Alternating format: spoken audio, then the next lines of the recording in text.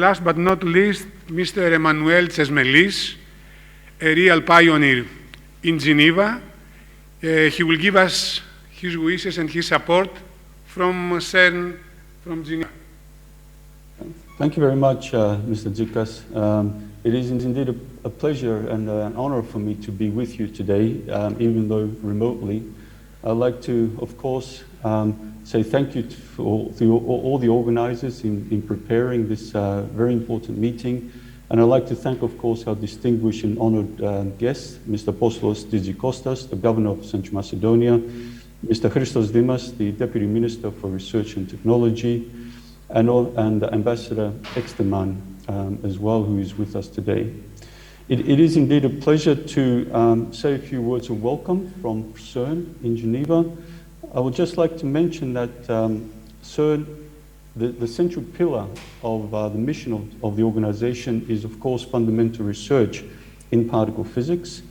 But this is very much supported by three additional areas of its mission, three additional pillars.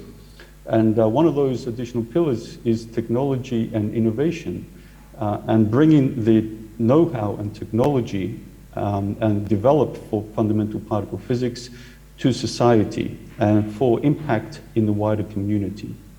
And indeed, this is one of the reasons why CERN is supporting CEAST on many fronts, as we'll be seeing in the deliberations of this meeting.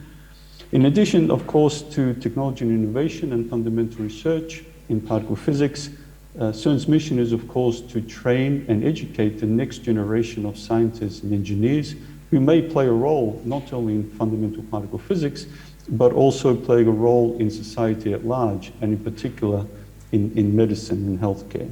And of course, all this is done through international collaboration, and what is trying to be put together here with CEAST is very much based on that model of international collaboration.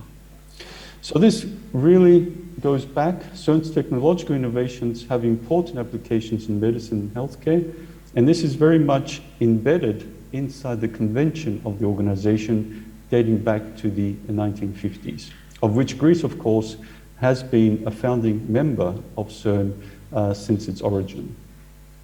So these technological innovations have very broad and wide and deep repercussions in medicine and healthcare. In particular, in the case of therapy, cancer therapy, the accelerated technologies applied in cancer radiotherapy and hadron therapy with protons, ions, and electrons. Many examples exist where CERN has participated directly or indirectly in the development of the next generation facilities. The technologies applied from the particle detectors used at CERN in, for example, medical imaging, for example, the next generation PET scanners is a very important transfer of knowledge and technology from the particle physics laboratory to a clinical environment. We have recently also developed a very unique and very innovative medical imaging devices based on pixel detector technologies, which are used in the LHC experiments at CERN to get the first color photographs, X-ray images of human hand, for example. And of course, we also produce, since recent years, innovative radioisotopes for nuclear medicine research. So these are examples of areas where CERN's know-how and technologies can be applied in the area of medicine and healthcare. And of course, CEAST is another example of where that innovation can be applied. So with that, I would like to thank all the organizers and all the participants, and I would like to wish you all a very successful and fruitful meeting, which is happening in Thessaloniki, and best greetings from CERN in Geneva. Thank you very much. Thank you, Mr. Tsesmelis.